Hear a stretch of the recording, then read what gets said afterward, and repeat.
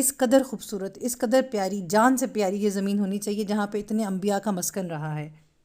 ایک اور بڑا امپورٹنٹ اور بڑا پیارا سا پوائنٹ ہے اس معاملے میں کہ دیکھیں کہ after every hard ship there is as. اب اس کی بھی بہت بڑی اگزامپل دکھائی گئی ہے، بتائی گئی ہے۔ آپ جانے سے پہلے، معراج کے واقعے سے پہلے، اب آپ صلی اللہ علیہ وسلم کو ان کے جو اپنے قبیلہ اس نے کتنا تنگ کیا، کتنا پریشان کر کے رکھا ہوا تھا جب وہ مکہ میں تھے۔ پھر حضرت خدیجہ رضی اللہ عنہا کی ڈیتھ ہو گئی، ابو طالب رضی اللہ عنہ کی ڈیتھ ہو گئی، پھر طائف کے تو ان لوگوں نے اتنا پریشان کیا۔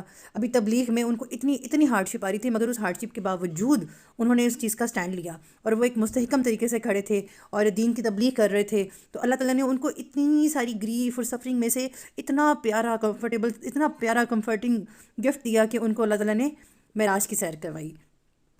اب اس سے کیا پتہ چل رہا ہے کہ دیکھیں ہر مشکل کے بعد اللہ تعالیٰ آسانی دیتا ہے، تو ہمیں صرف تھوڑا پیشنس شو کرنا ہے اس آسانی کو لینے کے لیے۔ اگر ہم امپیشنٹ رہیں گے تو ہمیں وہ مشکل جو ہے ہمارے لیے عذاب بن کے آئے گی نا۔ ابھی آپ یہ دیکھیں فلسطین کے مسلمانوں پہ پچھلے کتنے دنوں سے جس مشکل سے وہ گزر رہے ہیں، ان کا پیشنس لیول چیک کریں، انہیں آج بھی جا کے پوچھیں نا تو وہ آج بھی یہی کہیں گے کہ الحمدللہ ہم اللہ تعالیٰ کی اس امتحان میں کامیاب ہونا چاہتے ہیں، یا ہم ہو رہے ہیں، کوشش کر رہے ہیں کہ اللہ تعالیٰ ہم سے راضی ہو جائے۔ آپ ان کا توکل اللہ دیکھیں، اور اس توکل اللہ کی ہمیں کس قدر ضرورت ہے۔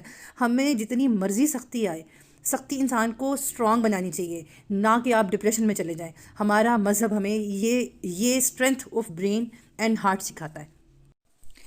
معراج پہ جا کے اللہ تعالیٰ کے پاس سے کتنا پیارا گفٹ اللہ لے کے آئے ہیں نبی اکرم صلی اللہ علیہ وسلم، نمازوں کا۔ اس کا مطلب ہے کہ نماز ہمارے لیے کتنی امپورٹنٹ ہے۔ فور موسٹ امپورٹنس نماز کی ہے کہ آپ نماز جو ہے وہ پڑھیں، اور وہ نماز یہ سوچ کے پڑھیں کہ اللہ تعالیٰ کی طرف سے بھیجا ہوا تحفہ ہے آپ صلی اللہ علیہ وسلم کو۔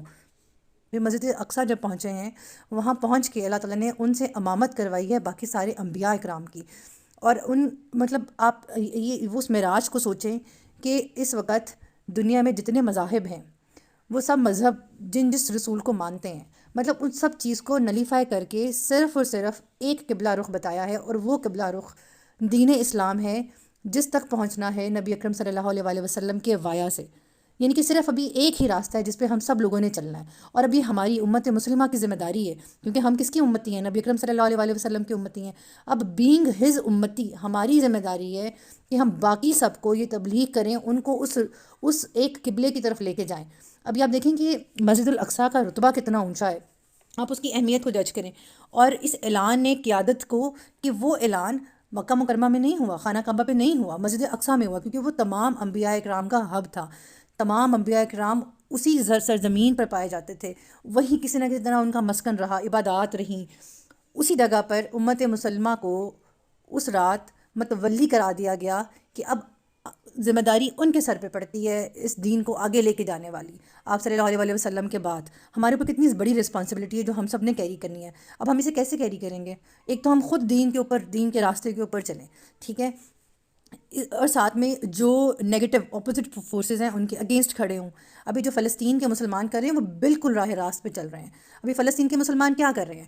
وہ کہتے ہیں مارنا ہے مار دو، ٹھیک ہے، ہم مر کے بھی اللہ کے پاس، کیونکہ ہم اسلام کی خاطر لڑ رہے ہیں۔ انہوں نے کوئی ایسی مصالحت نہیں کی، کوئی درمیانی راستہ نہیں اختیار کیا، وہ کفار کے خلاف کھڑے ہیں، ان کے اگینسٹ کھڑے ہیں۔ انہوں نے کہا ہمیں اپنی سرزمین نہیں دینی، ہمارے بچے لے لو، ہمارا گھر لے لو، ہمیں لے لو، لیکن ہم اپنا راستہ نہیں چھوڑنے والے۔ تو بحیثیت مسلمان اب ہماری ذمہ داری کیا ہے؟ ہم وہاں پہنچ نہیں سکتے، لیکن وہاں کے لوگوں کی مدد کر سکتے ہیں، دعائیں کر سکتے ہیں ان کے لیے، ٹھیک ہے۔ اب مدد کتنی امپورٹنٹ ہے آپ یہ دیکھیں کہ آپ صلی اللہ علیہ وسلم سے جب پوچھا گیا کہ ہم مسجد اقصیٰ نہیں جا سکتے، وہاں نماز پڑھنے کا اتنا زیادہ ثواب ہے، ہم وہ اویل نہیں کر سکتے، تو ہم کیا کر سکتے ہیں؟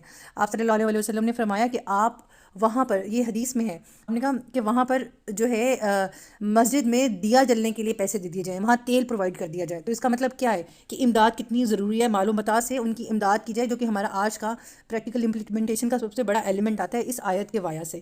پھر ہمیں کیا کرنا ہے؟ ہم لوگوں کے، ہمارے پاس نا، امت مسلمہ کے پاس یہ لاسٹ اپرچونٹی ہے اپنے آپ کو نا پاس کروانے کے لیے۔